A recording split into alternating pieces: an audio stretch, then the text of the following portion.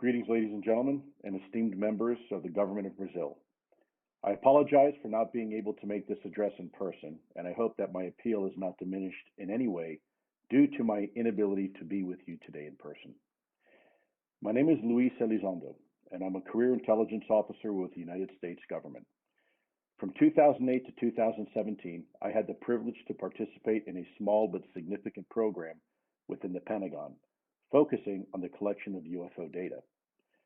In 2010, I was asked to lead the overall effort, which later became a small footnote to my country's history involving the dedicated study of this phenomenon.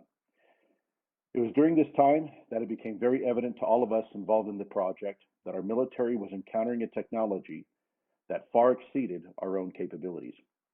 Furthermore, it was abundantly clear that this technology had the ability to gain access to our controlled airspace and once more perform in ways that was unimaginable and yet verifiable by some of our most sophisticated weapon platforms and data collection techniques. On a regular and routine basis, our military equities were coming face to face with these technologies, perplexing our military eyewitnesses and stymieing our best efforts to understand the unique performance characteristics.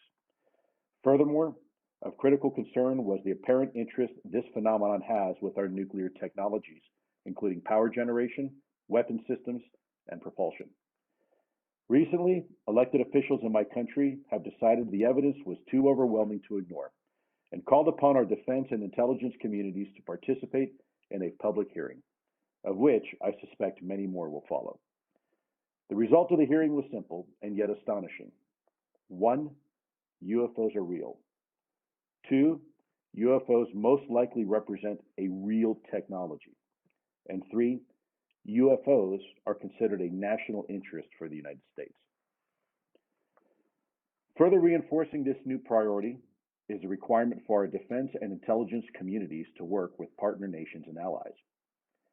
Although I applaud this new renewed interest in a historically forbidden area of study, it is with great concern that I worry about any single country having monopoly on the study of what is now considered beyond next generation technology, and by default, controlling the narrative on this topic. This is precisely the mindset that has relegated this legitimate study of this topic to fringe and pseudoscience for the last 70 years. Ladies and gentlemen, today I speak to you not as a former intelligence officer, not as a representative of the US government, and not as a UFO expert. Today, I appeal to you as an ordinary citizen of the world, as your brother, your father, your son, pleading you take this topic seriously and to do what is necessary, not just for your constituents, but for every person on the planet. Today, you have a rare opportunity that comes only once in a lifetime. Today, I ask you to seriously consider the establishment of a Brazilian government-sponsored UFO program that includes scientists and academics. The time has come to remove conspiracy theory and replace it with quantum theory. Remove stigma and replace it with academia. Remove secrecy and replace it with transparency. I ask that Brazil help lead the world in a new millennium of enlightenment and knowledge. I dream that one day Brazil may sit amongst friends, perhaps at the United Nations or perhaps even in San Marino, and help usher in a new era of understanding. Before I close, I'd like to share a little personal thought, if I may, with you. You are in a very rare opportunity right now as leaders for Brazil.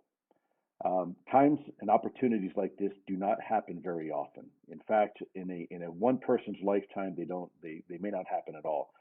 But as a species, these paradigm moments for us occur, and in fact are a natural part of our species evolution. One may infer the very first time that man came out of the cave and looked into the heavens and realized that the shadows that were being portrayed on the side of the cave wall were no longer real. That wasn't mankind's reality. And crawling out of the cave for the first time and witnessing the heavens, maybe that was the first fundamental paradigm change for our species. Perhaps the second time was when mankind struck two stones together and created a spark. And that spark then led to fire. And that fire illuminated the darkness for which man was scared at one time. And now man could now roam freely in the night, illuminating the darkness. And perhaps the last time mankind came to some sort of paradigm moment like this for our species was when two people were standing on a sandy beach, and one person looks to the other and says, I'm going to sail over that horizon. And of course, the other person said, no, you don't want to do that because you'll fall off the earth. And in fact, there are sea monsters out there. There's giant kraken, and they will destroy your ship. And of course, now we look back and we kind of laugh at that. But in reality, it turns out there are sea monsters. It's just that those sea monsters now have names. They're called great white sharks. They're called blue whales. They're called great squid of the Pacific. And they're not really sea monsters, are they? They're part of our natural world. They're part of nature. They're part of our current paradigm.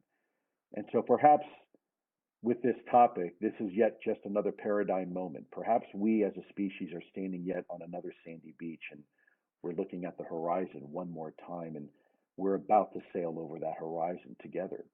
I would submit to you that change is a very necessary and very healthy part of our species evolution.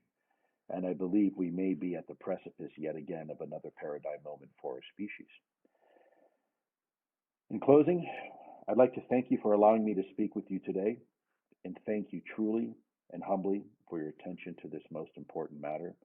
Again, please forgive me for not being here in person, but I am here with you in spirit, and I sincerely hope that you can do what's necessary to help propel this topic forward. Please make no mistake, you are on the right side of history with this conversation. Thank you, and God bless.